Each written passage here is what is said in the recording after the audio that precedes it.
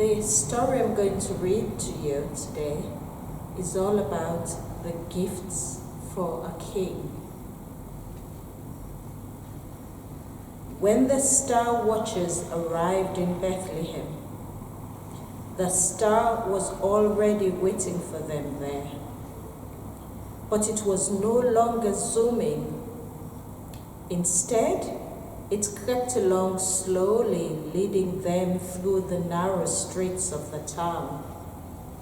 And then suddenly it stopped and hovered silently over a very ordinary-looking house.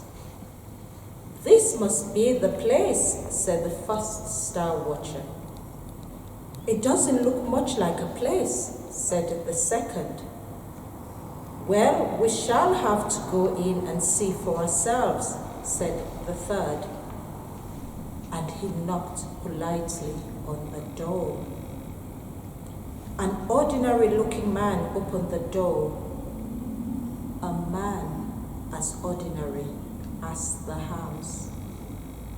"We're very sorry," said the first star watcher. "We must have the wrong place." "Forgive us for troubling you," apologized the second. "But the star," whispered the third star watcher to the others. "The star is right overhead." And then he turned to the man at the door. "We're looking for a king, the newborn king of the Jews. I don't suppose you have a baby here?" And with that, the ordinary-looking man smiled. A secret smile. A knowing smile. For this man was Joseph. "As a matter of fact, we do," he said. "Little Jesus is almost a year old now, but I think he's the one you're looking for." The star watchers filed into the house. The child was sitting on his mother's lap, playing with her fingers. And as soon as they saw him, they knew they were in the right place. One by one, the star watchers fell to their knees before him. Then they gave him presents. Presents they had brought all the way from the east. But they weren't the kind of presents that most people give to babies. No rattles or building blocks or soft toys.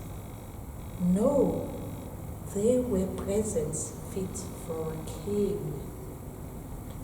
Bright, shiny gold, a rich perfume called myrrh, and frankincense, a sweet-smelling oil.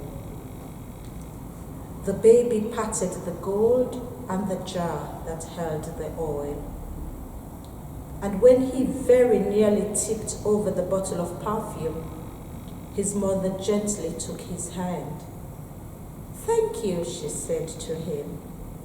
"Thank you," she said to the star watchers. "It was kind of you to come." And so the star watchers stood and bowed and said their goodbyes. But it was too late to return to Jerusalem, so they set up their tents on the outskirts of the town. But as they lay there asleep, each of the star watchers had a dream. There was a visitor, bright and shiny, glowing and gold. That busy angel Gabriel, perhaps. And the visitor had a message for them. "King Herod wants to kill the child," the message warned them. "You must not return to him. Go back to your homes instead. Go quickly, and you will save the child's life." So the star watchers rose at once. They folded their tents. They loaded their camels, and rubbing the sleep from their eyes, they started for home. The stars twinkling like gold to light their way. Hope you enjoyed the story.